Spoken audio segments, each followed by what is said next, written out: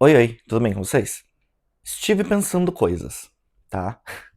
Eu acho que esse vídeo, ele vai ser meio que uma continuação, meio que natural, daquele meu vídeo sobre Harry Potter, que se você não viu, o link tá aqui embaixo. Mas naquele vídeo eu discuto um pouco sobre por que que eu acho que as pessoas têm tanta dificuldade em largar Harry Potter. E o meu grande ponto lá é que eu acho que as pessoas têm muita dificuldade em encontrar novas histórias pra colocar no lugar do que Harry Potter significou pra elas. Esse vídeo é meio que sobre isso, tá? Eu queria discutir um pouco o porquê eu acho, e aí de novo, é mais um vídeo dos meus achismos, mas por que que eu acho que as pessoas param de ler fantasia quando elas crescem? E talvez esse vídeo, vocês vão entender por quê, mas ele tenha um recorte muito específico da minha geração, da galera millennial, e eu vou ser mais específico ainda, da geração Harry Potter. Porque uma coisa é fato, a gente tem aí uma galera, a gente tem muita gente dessa geração millennial nascida aí entre começo dos anos 90 até 95, 96, talvez um pouco mais, que engoliu Harry Potter na infância, começo da adolescência, né? Eu comecei a ler Harry Potter com 13 anos, conheço gente que começou a ler mais jovem ainda, e vocês sabem, Harry Potter foi aí a grande história da vida de um monte de gente.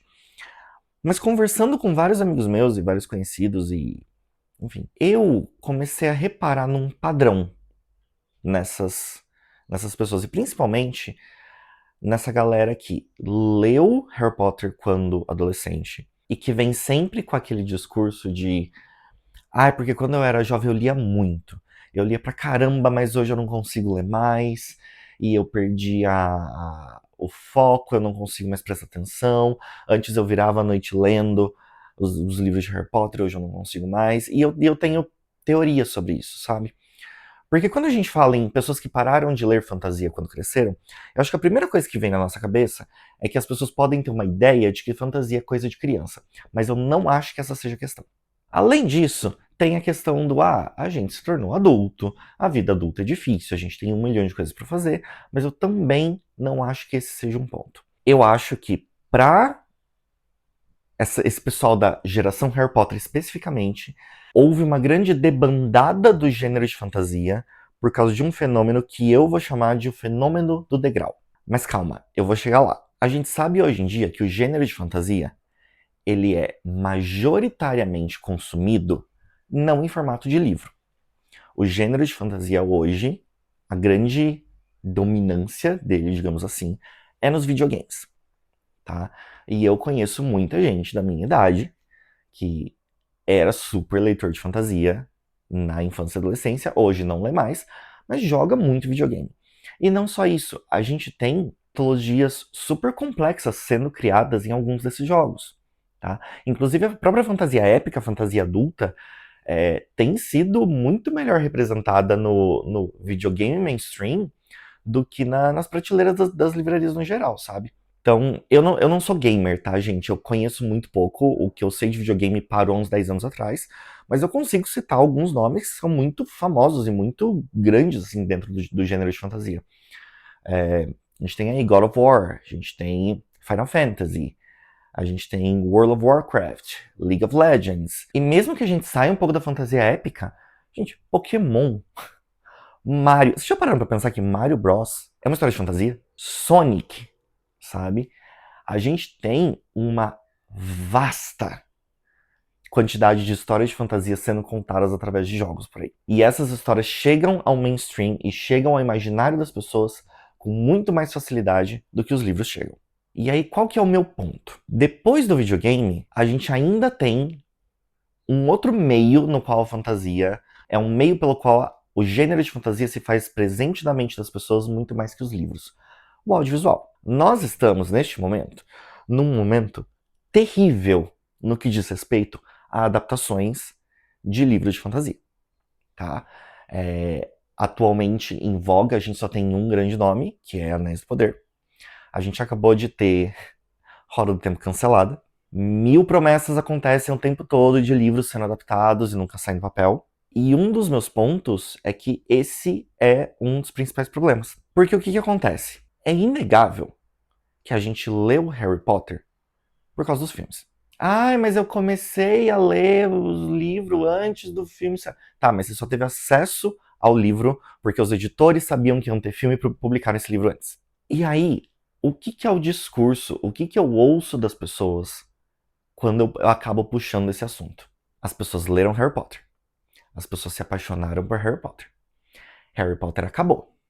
E as pessoas ficaram sem ter o que pôr no lugar também pelo fato de que a referência das pessoas de onde buscar histórias de fantasia não era e nunca foi, para essas pessoas ainda não é, as prateleiras das livrarias. A referência das pessoas de onde buscar histórias de fantasia é no audiovisual. E aí eu quero que vocês pensem comigo, ali no começo dos anos 2010, tá? O último filme de Harry Potter saiu em 2011, se eu não me engano. E eu quero que vocês pensem o que a gente tinha acontecendo no audiovisual de fantasia.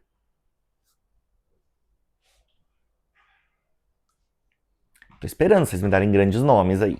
Porque eu cito pra vocês o que a gente tinha, tá? A gente tinha O Senhor dos Anéis. A gente tinha Percy Jackson.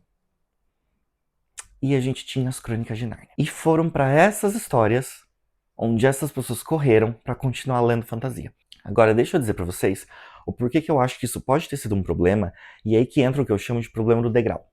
Você tá lá lendo seu Harry Potter, tá? Você termina esse livrinho aqui com seus 15, 16, 17 anos de idade, talvez um pouco menos. Você é uma pessoa que eu vou chamar de crua no que diz respeito a livros de fantasia, tá? A sua maior referência em histórias de fantasia é Harry Potter. E aí você olha ao redor e é muito óbvio para onde você vai correr. Você vai ler Senhor dos Anéis. Aí você pega essa belezinha aqui para ler, tá? Sociedade do Anel. Livro pequeno, tá? Você já leu 700 páginas lá de Ordem da Fênix, 400 páginas cada. Tranquilo. Vários apêndices no final que você não precisa ler. E aí você começa a ler a Sociedade do Anel. E é um grande nada acontece feijoada. E galera fã do Tolkien, eu não vou ter essa discussão com vocês, tá? Vamos ser sinceros. Vocês podem achar essa história incrível, tá? Se você tem 15, 16 anos de idade e a sua única referência é Harry Potter, isso aqui é enfadonho. Isso aqui é chato, tá? Quem acabou de ler Harry Potter e só tem Harry Potter como referência de fantasia, não quer ver o Tolkien escrevendo montanha. Não quer ler o Tolkien escrevendo árvore. O modo como Harry Potter é escrito, se o Senhor dos Anéis fosse contado desse jeito, cada livro teria 150 páginas. E por que eu chamo do problema do degrau? Porque eu acho que para você conseguir aproveitar uma história dessa, você precisa ter bagagem literária. E não só bagagem literária no geral. Você precisa ter bagagem dentro do nicho de fantasia. Ah, mas você está dizendo que quem leu O Senhor dos Anéis e não gostou é burro. Não, definitivamente não. Até porque, deixa eu dizer pra vocês, eu não sou o maior fã de Senhor dos Anéis, tá? Mas, eu acho que Senhor dos Anéis começa a se tornar interessante uma vez que você já conhece bastante do gênero e você conhece as histórias que beberam daqui. E aí você consegue ler esse livro e mesmo que você ache ele relativamente enfadonho, você consegue entender de onde vieram aqueles tropos, aquelas coisas que você leu nas histórias que você gosta. Você lê isso aqui e você consegue, mesmo se você não gostar, entender a importância. Então eu não acho que O Senhor dos Anéis é uma leitura recomendada para uma pessoa de 15, 16 anos de idade que não tem experiência dentro do gênero. E eu acho que foi isso o que aconteceu com grande parte da minha geração.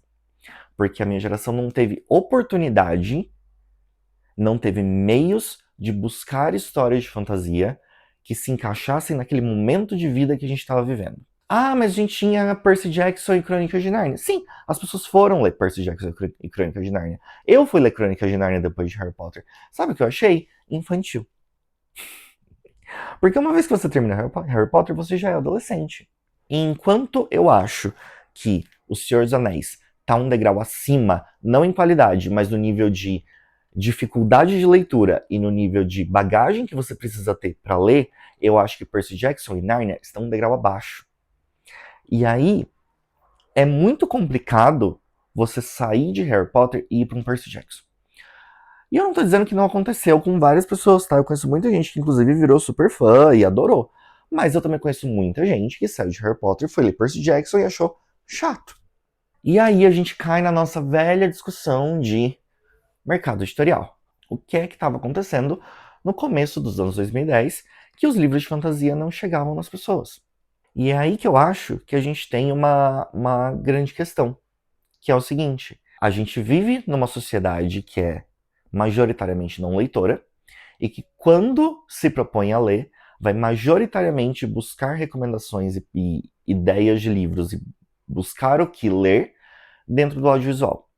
Se a gente está vivendo um momento, e eu não diria nem que um momento, eu acho que eu acho que a gente nunca esteve num momento que eu considero ideal para adaptações de fantasia. Eu acho que fantasia sempre foi muito pouco adaptada, tá? Se a gente vive nesse cenário, as pessoas não vão chegar nos livros, tá? Existiam histórias ótimas sendo publicadas ali no final dos anos 2000, começo dos anos 2010, que seriam continuações que fariam muito sentido e portas de entrada excelentes para as pessoas que saíram de Harry Potter irem para esse nicho de fantasia e se apaixonarem. Mas esses livros não chegaram nas pessoas. E aí você me pergunta, tá, o que a gente faz com relação a isso? Gente, eu não sei. O que a gente faz é recomendar livro para as pessoas, tá? Porque é um fato. As pessoas, elas vão ter muita dificuldade em chegar em livros de um gênero específico se esse gênero específico ficar preso dentro do mundinho da literatura. Porque a gente vive num país, principalmente, que não consome literatura como hábito. E se a gente está falando com pessoas que não consomem literatura como hábito, elas não vão buscar referências do que ler no lugar onde a literatura está de fato acontecendo. Elas vão buscar referências em outros lugares. Ainda que hoje no Brasil, eu acho que a gente está num momento melhor no que diz respeito a publicações de fantasia, tá? Eu acho que hoje, se alguém lê Harry Potter depois de todos esses anos e sai querendo procurar mais, a pessoa tem mais pra onde correr do que a gente tinha no começo dos anos 2010, tá? Eu peguei uma pequena pilha de livros que são os livros que eu gostaria de ter tido acesso depois que eu terminei Harry Potter, sabe? A história comigo foi um pouco diferente porque depois de Harry Potter eu passei por muitas histórias de fantasia que eu não gostei e que eram que a gente tinha disponível na época. Eu passei por Stephen King, que não é pra mim, não é meu autor preferido, nem de longe. Eu falei Crepúsculo, eu nem cheguei a terminar, eu não gostei. Eu tentei ler Senhor dos Anéis com 15 anos, não consegui, larguei, eu só fui ler depois de adulto. Eu li Nárnia. Nárnia, na época, eu gostei, mas ainda assim, não foi o que me pegou, sabe? Eu fui, de fato, voltar a ler fantasia como hábito já depois de adulto. Já na época da faculdade. E principalmente por causa do Booktube, tá? Porque eu comecei a ver um monte de vídeos aí de youtubers recomendando livros, fiquei curioso, fui atrás, e aí o gênero se tornou meu preferido. Mas eu queria mostrar pra vocês essa pilhazinha de livros que, se você sente aquela ainda muito forte aquela nostalgia de Harry Potter e você gostaria de recomendações de coisas que poderiam talvez fazer você sentir um pouco daquilo, ou pelo menos encontrar histórias interessantes dentro do gênero que eu não considero infantis demais, mas também não considero que são complicadas e enfadonhas de ler, então aí vai uma listinha de recomendações, tá? Eu tenho tanto séries quanto livros únicos aqui. Então, vamos lá. Galera, O Mar Sem Estrelas, da Erin Morgenstern. Esse é um livro único e é um daqueles clássicos livros de fantasia sobre pessoas atravessando portas, sabe? Essa é uma história muito doida, sobre um garoto que encontra uma porta um dia e, ao invés de atravessar a porta, ele deixa pra lá e quando ele volta no outro dia a porta sumiu. E coisas vão começar a acontecer na vida desse menino por causa desse encontro dele com essa porta misteriosa. A Guerra da Papoula. Esse livro, deixa eu dizer pra vocês, e talvez eu leve um xingo por dizer isso. Esse livro bebe muito de Harry Potter, tá? Então a gente tem uma garota toda fodida da vida que vai pra uma escola pra meio que aprender magia, mas não é. O tom é muito diferente do que a gente vê em Harry Potter. Porque na verdade a Rin aqui, ela vai pra uma escola que é meio militar. E a gente tá falando de uma situação onde você tem um país em guerra e a magia aqui é feita através de uso de drogas, tá? Eu só vou deixar isso pra vocês. É uma trilogia super interessante, eu só li o primeiro por enquanto, mas apesar de ter alguns elementos que lembram Harry Potter, é bem fora do que você espera quando está procurando histórias desse tipo. O Estranho Sonhador. Esse livro tem uma capa nova, tá? Vou pôr ela aqui. Essa é uma história muito lúdica, tá? História de um garoto chamado Laszlo, que ele é um órfão e ele vive numa comunidade onde ele tem acesso a uma biblioteca e ele passa a ler sobre essa cidade misteriosa, que é meio que lendária, e um dia ele acaba sendo levado para essa cidade e coisas vão acontecer. E aí no contato dele com essa cidade, ele vai começar a perceber que alguns sonhos que ele tinha, na verdade não eram só sonhos, incluindo ali umas pessoas de pele azul, enfim. 2 livros, tá? O primeiro se chama Estranho Sonhador, o segundo se chama Musa do Pesadelo, uma história fechadinha da Laini Taylor. Muito bom mesmo.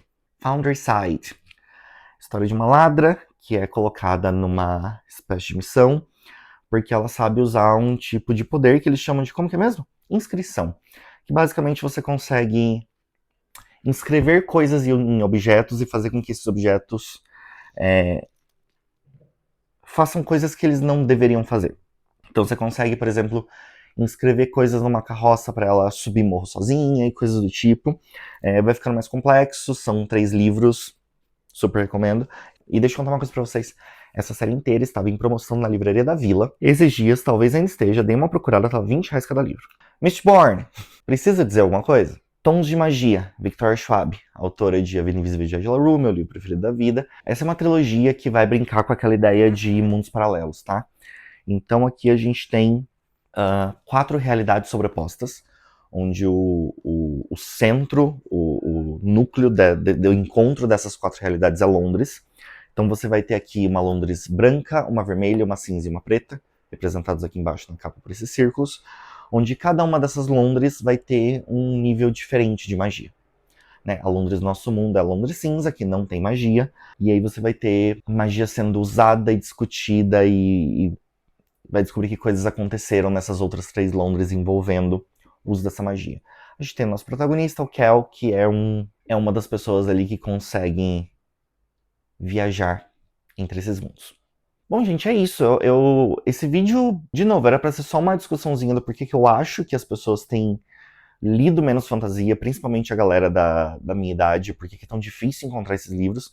E um apelo pra você que caiu nesse vídeo do nada e que é uma dessas pessoas que leu Harry Potter e parou, entra numa livraria, assiste vídeo no YouTube, pede recomendação pras pessoas.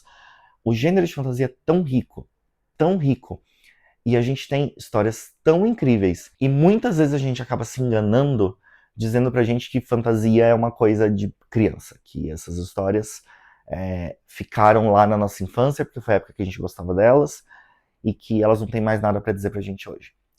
Eu acho que isso é um grande erro. Eu acho que se a gente pensa assim, a gente tá perdendo a oportunidade de encontrar talvez as melhores histórias da nossa vida. É isso, eu não sei se esse vídeo fez muito sentido. Eu fiz ele completamente sem roteiro, então talvez as ideias tenham ficado meio all over the place, mas eu espero que eu tenha conseguido passar um pouco do que eu estava pensando sobre esse rolê todo. Obrigado por terem assistido até o final. Não esquecem de comentar qualquer coisa aí, deem um like no vídeo e a gente se vê no próximo, tá bom?